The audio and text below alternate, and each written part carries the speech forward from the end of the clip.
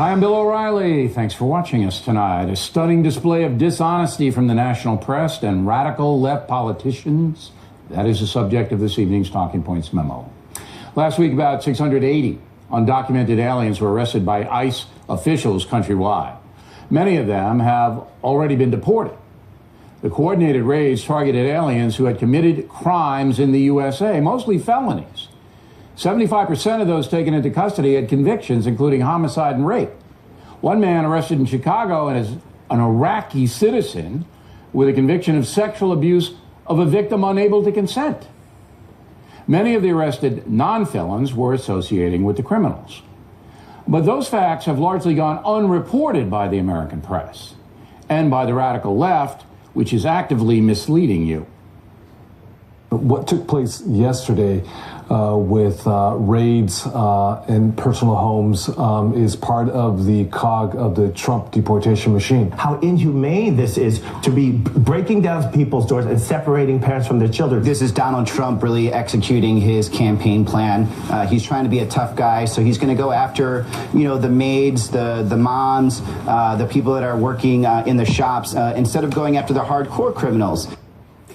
Maids, moms, and shopkeepers, according to that dishonest politician.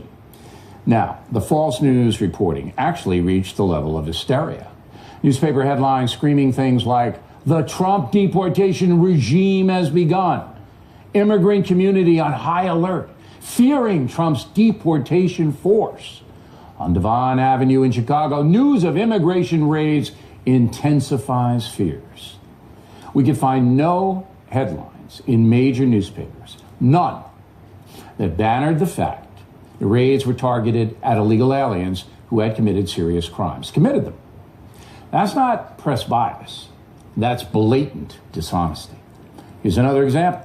In the year 2013, the Obama administration removed from this country more than 434,000 illegal aliens, the highest number in history, which goes back to 1892.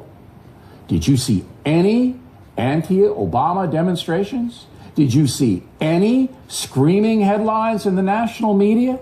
No, you did not. Even after President Obama said this.